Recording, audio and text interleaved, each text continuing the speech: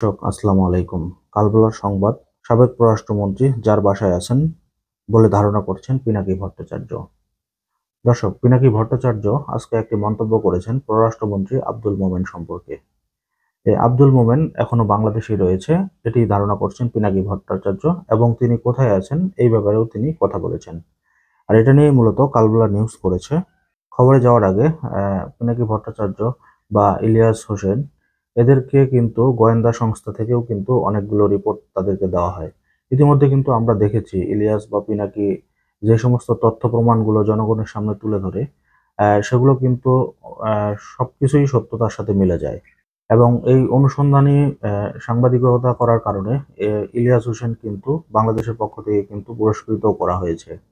তো পিনাকি ভট্টাচার্য পররাষ্ট্রমন্ত্রী আব্দুল মোমেনকে নিয়ে যে মন্তব্যটি করেছেন তার খবরের বিস্তারিত বলা হয়েছে। লেখক ও ব্লগার পিনাকি ভট্টাচার্য তার এক ফেসবুক স্ট্যাটাসে বলেছেন, সাবেক পররাষ্ট্রমন্ত্রী আব্দুল মোমেন যদি তার বোন ডক্টর শায়লা খাতুনের বাসায় থাকে, পুলিশকে আহ্বান করছি অভিযান চালিয়ে গ্রেপ্তার করুন। অন্তত এই অভিযোগ সত্য কি না সেটা ভেরিফাই করে বিবৃতি দিন। আসলে ইতিমধ্যে যেভাবে আওয়ামী লীগের নেতাকর্মী যেভাবে পারছে পালিয়ে গিয়েছে, প্রশাসনের নাকের ডগা দিয়েই কিন্তু পালিয়ে গিয়েছে সবাই।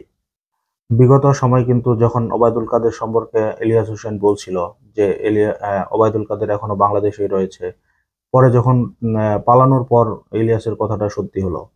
খবরে আরো বলা হয়েছে, নয়তো জনতা অভিযান চালাবে, চট্টগ্রামে দেখেছেন ছোট করে, এবার পূর্ণদৈর্ঘ্য সিনেমা দেখবেন।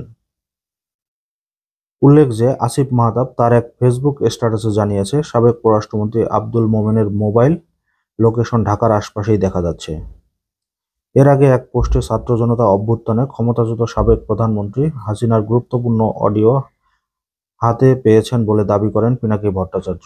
ওই অডিওতে আন্দোলনের সময় হেলিকপ্টার থেকে বিক্ষোভকারীর উপর শেখ হাসিনা গুলি করার নির্দেশ দিয়েছেন এমন তথ্য আছে বলে দাবি করেন তিনি। এবং এই তথ্য প্রমাণগুলো কিন্তু আন্তর্জাতিক অপরাধ ট্রাইব্যুনালের কাছে হস্তক্ষেপ করারও কথা জানিয়েছেন পিনাকি ভট্টাচার্য।